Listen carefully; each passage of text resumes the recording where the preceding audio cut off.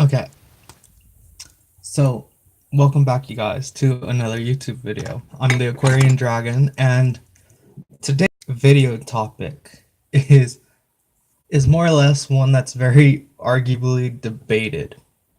So this one is Daemons, demons, gods, and spirits.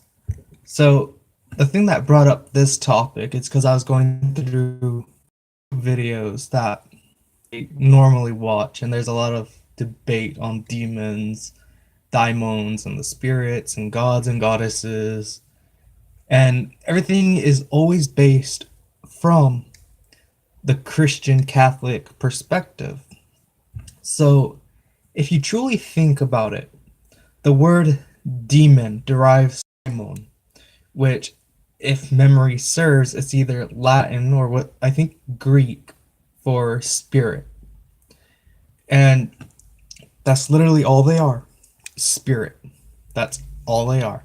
You could even call them elementals, because each daimon, each demon, corresponds to a particular element. You have the daimons or demons of fire, the jinn. You have them, who take the form of all things of flame, smoke, air, water, etc. Um, if you truly think about it, this statement is way more true than anything else. And that is, one man's God is another man's demon. So I'm not going to get too far in the history of it all, but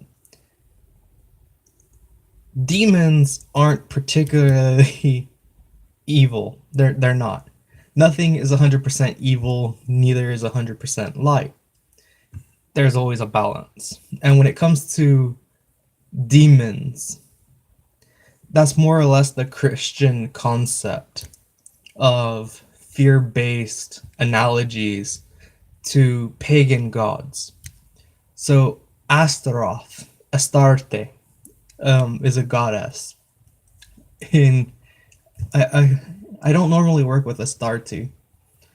I think she was Sumerian, I believe, but Astaroth extends from Astarte, Easter, or Esther, Astarte. From that, Lucifer, the angel of light. Um, Depending if you take the Greek version of Lucifer, it's the male counterpart of Venus, the goddess of beauty, the morning star, Venus. Like I said, like one man's god is another man's demon. So if you look at that concept, those that people worship as gods, when Christianity, Catholicism, and all that, well, when Christianity came into conception over 2,000 years ago, to make people, you see, to that particular way of thinking, to believing in their God, in Yah and Yahweh, Elohim and Adonai, and all these other names of the Christian God, to get people to convert.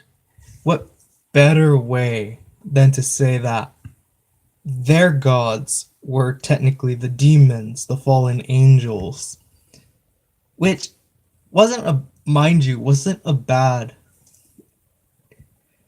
way to convert people. If you think about it, that was actually a very good ploy to bring about fear in the hearts of the people, to get them to convert and make them feel safe within that religion. But at the same time, it didn't create it didn't create it didn't downsize that god. The god that each demon is a part of still exists, but the name of the demon that was created by the Christians took on their own identity. So You can work with the gods or goddesses, but yet the demons also have their own form. Um, it's kind of like creating a tulpa, a mental spirit or man-made spirit, thought form, uh, through collective belief creates the entities. That's basically all demons are. Um, the ones that everybody knows today. That's basically all they are. Thought forms created by the mind. Collective thinking. Everything that we fear. So technically demons are based on what we fear, but yet they also are counterparts of the gods. But yet they're also spirits. So there really isn't anything to fear with them, because not only do they carry the knowledge from ages past, but they can also help us. And I'm not gonna get too much into demonic or dark magic, working with spirits and all that in this video, but there's really nothing to fear about them. There, at all.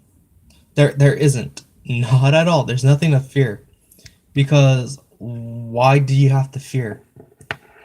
Why do you have to fear something that is created from fear? Daemons aren't really scary. It's just our thoughts. There's nothing there that can harm us except that which we create. Nothing in creation can harm us, because why would we put that into? So if you really think about daimons, the spirits, the demons and all them, there isn't anything to fear with them, because for one, they're created, they're man-made. They run off collective belief. So you can create them in any way. As long as you're respectful, polite, and you still give a hint of honor to the daimons, and you allow them to kind of freely come and go as they please. But yet, you have to always remain cautious around them, because sometimes they become unpredictable. And you can't tell what they're going to do, because, for one, they're created by man. They have their own free will too. So we can't subjugate them, but yet they can subjugate us if we're not careful. And the funny thing with daimons, the demons that I've come across in my workings with them, is they're I'm not sure, but they're more like us than we expect. They really are. They have their own families. They have their own lives. They live. They do what they will, and yet they live their way, how they will, just as we live our way. But yet, throughout history, throughout the past 2,000 years, everybody has turned gods into darker aspects, to demons, to things that should be feared as a way to control. But yet, that's not who they are. It's just that's how we perceive them in egotistical ways, in that fear mindset of the ego. But yet there's so much more to them that we can't understand, because everybody's become blind to that. So my only suggestion is everybody look into the demons, on your into the gods and goddesses, and find your own correlations to them. Do your own magical workings with them, but remember to always keep up protections. And use caution and a bit of salt with each. Just make sure you do your background checks on what you're doing. And I'm not going to get into the magical workings with summoning them, but you have to have some spiritual discernment with what you do. Because sometimes demons like to play little impish tricks from time to time, and sometimes some tricks can get a little disastrous. But altogether, daimons, gods, spirits, that's all they are. They're literally one man's god is another man's demon. And there's really nothing to fear. It's just another way of egotistical control over the masses. What better way than using fear mongering to bring about control over minute people? So as soon as you kind of delve deeper into those aspects, you're going to be able to take back control of your life.